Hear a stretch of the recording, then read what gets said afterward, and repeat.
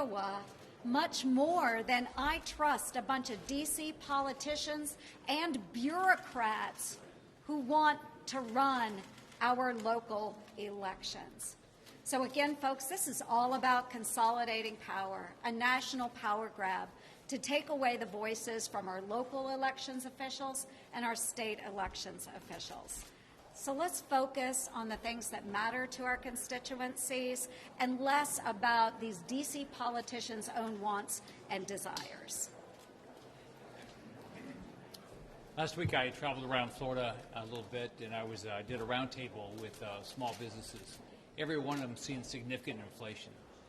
And as we all know, what's going to happen with inflation is going to hurt the poorest families in this country and people on fixed income. All of inflation is always caused by reckless spending. The Democrats have unbelievable reckless spending, and this is just the beginning. If you, not just the bill they passed in March, but what they're talking about doing with a $6 trillion budget, which will have a big deficit, along with their other almost, $7 trillion total of the spending. And Bernie Sanders now has another $6 trillion. So this has got to stop. We are almost at $30 trillion worth of debt. It's hurting our families all across the country. Over 80% of families have already tightened their belts, worried about the cost of food, the cost of gas, these things going up. Yeah. Mr. Leader, Yeah. in 2017, you modified the filibuster with a version of the nuclear option. What would you think if Democrats were to somehow creatively modify the filibuster again with something specific to, say, this voting rights bill? Well, you've heard this before. There are two calendars in the Senate, the executive calendar and the legislative calendar. Until Bush 43 was elected, even though it was possible to filibuster the executive calendar, it was never done. The tradition was up or down votes for appointments. The best proof of how sacrosanct that practice was the Clarence Thomas nomination in 1991, arguably the most controversial Supreme Court nomination ever. Clarence Thomas was confirmed 52 to 48. I don't have to remind all of you, it only takes one senator to make us get 60 votes. Ted Kennedy, who was vehemently opposed to Clarence Thomas, Joe Biden, who was vehemently opposed to Clarence Thomas. No one said, out of 100 senators, no one said you have to get 60 votes. So that was the tradition until the early 90s when Chuck Schumer, then the freshman senator from New York, decided to start filibustering on the executive calendar. So the answer to the question is the executive calendar is one thing, the legislative calendar is another.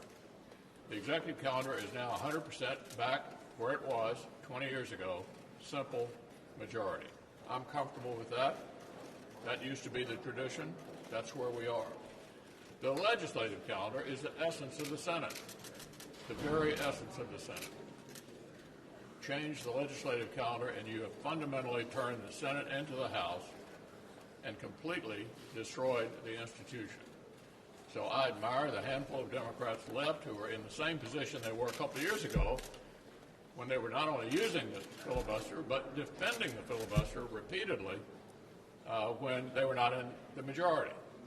So I do think that it's extremely admirable that there are at least a handful of Democrats left who believe in the institution.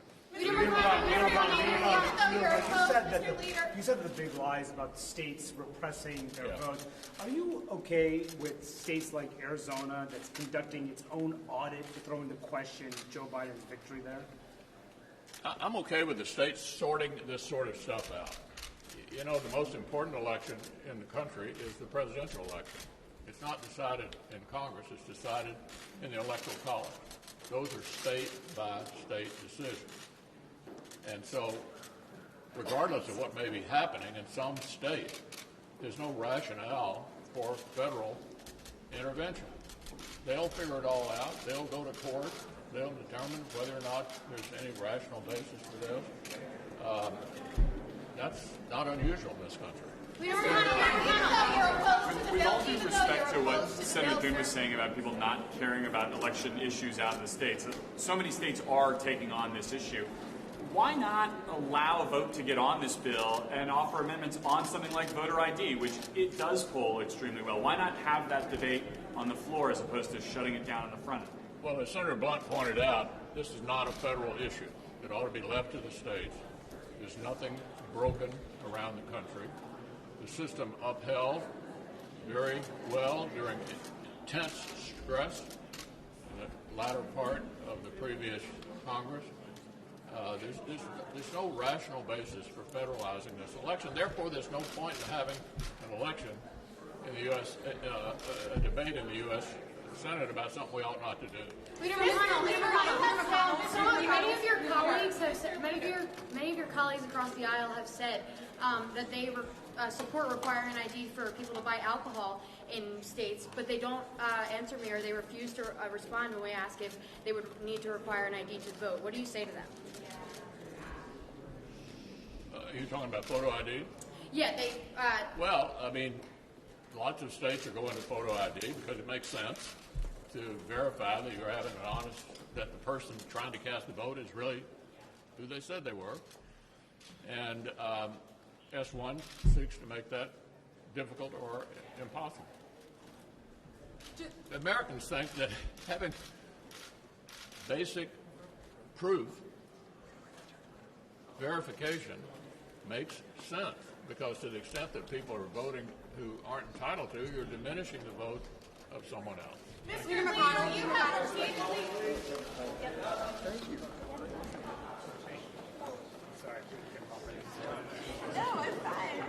I didn't expect to win for What's